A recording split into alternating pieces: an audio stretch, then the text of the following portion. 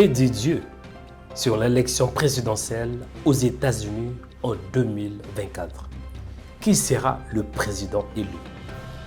Quelle est la prophétie pour cette élection? Chers chrétiens, où que vous soyez, ne vous déconnectez pas, parce que je crois que vous serez bénis, vous serez édifiés. Bienvenue dans cette émission. À tout à l'heure. Shalom.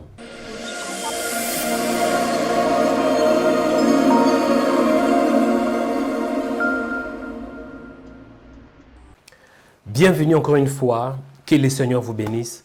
Que la paix, que la grâce, que la faveur du Seigneur soit votre partage. Vous êtes connectés au bon endroit et au bon moment pour recevoir la grâce et pour recevoir la bénédiction qui vient du ciel. C'est Joël Onekanda. Quel privilège de passer au devant de vos écrans pour que vous soyez informés et surtout recevoir l'information qui vient du ciel. Avant de commencer, c'est que le Seigneur m'a mis à cœur. Aimez la vidéo, partagez et laissez un commentaire. Si vous n'êtes pas encore abonné, veuillez vous abonner si vous êtes sur YouTube en cliquant sur la cloche s'abonner. C'est alors que vous allez recevoir des notifications chaque fois où il y aura une vidéo qui sera publiée. C'est parti. La question qu'on se pose, certains d'entre vous, vous êtes en train de vous poser des questions parce que là, nous sommes le mardi, il est 18h heure de Paris. Cela veut dire les résultats des élections présidentielles aux États-Unis ne sont pas encore publiés. Mais le Seigneur m'a mis à cœur que je fasse cette vidéo pour vous annoncer ce qui va arriver. Qui sera le président ou bien la présidente des États-Unis en 2024? Bien-aimés dans le Seigneur, l'élection est vraiment serrée. Mais quelle est la pensée de Dieu? Je vais vous expliquer dans quelques instants. Avant que j'entre dans ce que Dieu m'a mis à cœur, nous allons tout d'abord à faire une analyse pour savoir qui est Donald Trump et qui est Kamala Harris. Parce que l'élection présidentielle est entre deux candidats. Nous avons Donald Trump qui représente les républicains et nous avons aussi Kamala Harris qui représente les démocrates. Nous allons tout d'abord savoir qui est Donald Trump. Donald Trump naît le 18 juin 1946 dans le Queens à New York. C'est un milliardaire, un homme d'affaires dans l'immobilier. En 1983, il construit son premier gratte-ciel au nom de Trump Tower. L'homme d'affaires décide de créer et de coproduire en 2024 une émission de télé-réalité de Apparency. En juin 2015, le milliardaire est de retour sur les devants de la scène politique. Le 8 novembre 2016, Donald Trump est élu le 45e président des États-Unis.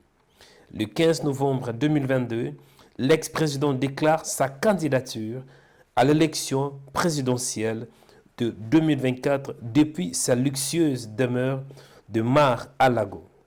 Aujourd'hui, en 2024, il est le candidat républicain pour l'élection présidentielle aux États-Unis face à son adversaire démocrate Kamala Harris. En fait, ce que je vous ai expliqué, c'est juste une idée. Parce que si on entre dans le détail, Donald Trump, c'est quelqu'un qui est très connu. Mais j'ai dit l'essentiel. Et je voudrais qu'on touche un peu Kamala Harris. Qui est Kamala Harris? Kamala Harris naît en 1964 à Oakland, en Californie, d'un père jamaïcain, professeur d'économie à l'université de Stanford et d'une mère oncologue d'origine indienne. Kamala Harris se pose comme l'anti-Trump absolu dans la campagne pour l'élection présidentielle américaine. En temps, les électeurs démocrates ont pu craindre que le retrait de Joe Biden sonne le début d'une compétition fratricide pour l'investiture démocrate. Mais en quelques jours, Kamala Harris, ancienne procureure générale de l'État de Californie, est parvenue à récolter des très bons soutiens. Bien-aimés dans le Seigneur, voici un peu qui est Kamala Harris. Mais la question que je suis en train de me poser, quelles sont les promesses que Donald Trump a fait et quelles sont aussi les promesses que Kamala Harris a fait par rapport à ces élections, par rapport à l'élection présidentielle? ont tous appelé Donald Trump. Voici un peu quelques promesses qu'il avait faites. Quelques promesses, dès qu'il sera élu président de la République, il va empêcher une troisième guerre mondiale, rétablir la paix en Europe. Il dit aussi qu'il est contre l'avortement. Il veut établir une interdiction sur le plan national. Et quelles sont alors les promesses de Kamala Harris? Elle va établir la réduction des impôts de famille de la classe moyenne. Elle est pour l'avortement parce que selon elle, ça fait partie de la liberté fondamentale d'une femme. Dans tout cela, la question qu'on doit se poser, que dit Dieu par rapport à l'élection présidentielle aux États-Unis? Quelle est la pensée de Dieu? Je vais vous donner quelques points. En fait, comprenez que Dieu ne va pas élire. Dieu ne va pas établir le président. Même si la Bible déclare que toute autorité vient de Dieu. Mais c'est plutôt aux Américains, c'est à eux de voter. Raison pour laquelle, si vous êtes aux États-Unis, vous êtes Américain, Américaine, je vous recommande d'assumer votre responsabilité civile, votre responsabilité citoyenne. Allez et votez. Celui dont vous voyez qui va vraiment vous aider. Celui dont vous voyez qui sera le président par rapport à tout ce que vous en avez besoin. Que dit la Bible? 1 Timothée chapitre 2, versets 1 à 4. Il est écrit ainsi. J'exhorte avant toute chose.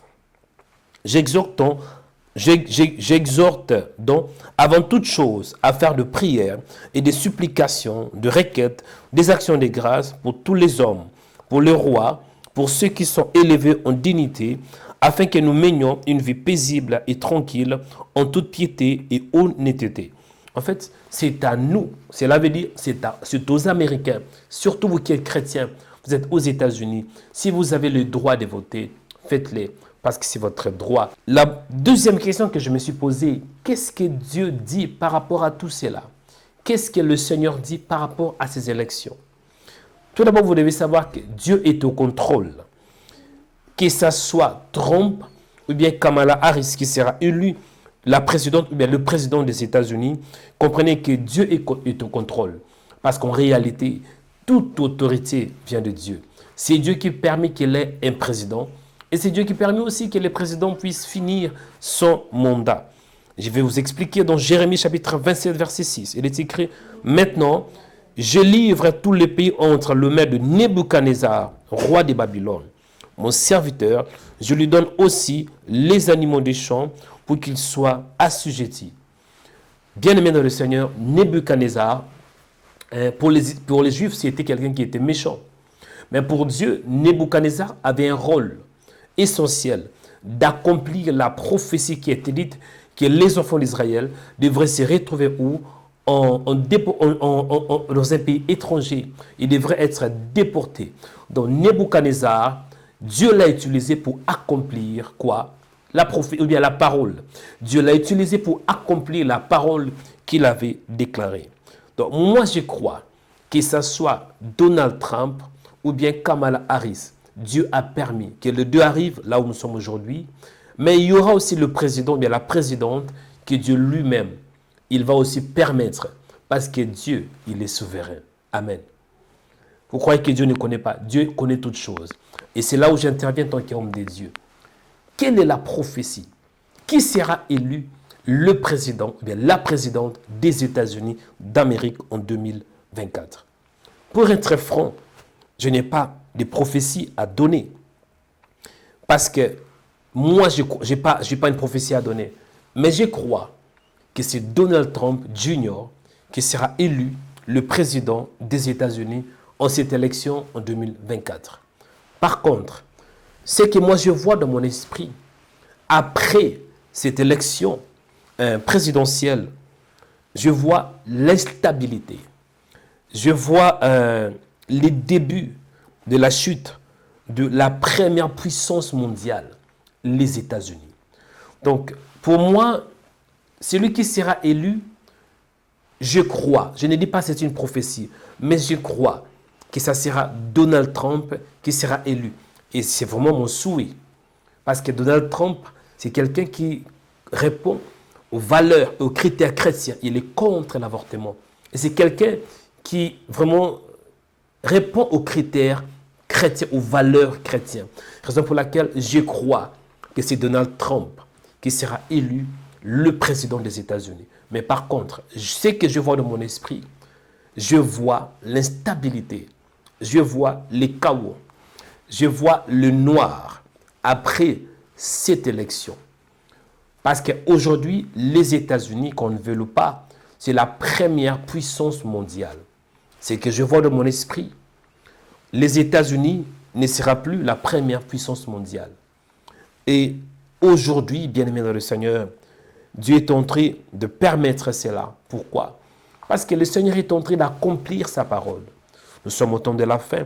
Dans Matthieu, chapitre 20 verset 16, il est écrit « Ainsi, les derniers seront le premier, et le premier seront les derniers. » Les États-Unis ont toujours été le premier, depuis, même avant la première, même la deuxième guerre mondiale, les États-Unis étaient toujours à la tête.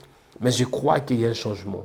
Je vois que la puissance mondiale ne sera plus les États-Unis, mais ça sera plutôt un pays en Asie mineure. Qu'est-ce que nous devons faire? C'est de prier, parce que le temps n'est pas bon. La bonne nouvelle que je peux vous rassurer est que Dieu est au contrôle. Amen. Vous êtes aux États-Unis, n'ayez pas peur. Croyez que le Seigneur est avec vous. Et le Seigneur lui-même, il permettra certaines choses pour accomplir quoi? Sa parole. Parce qu'il est toujours derrière sa parole.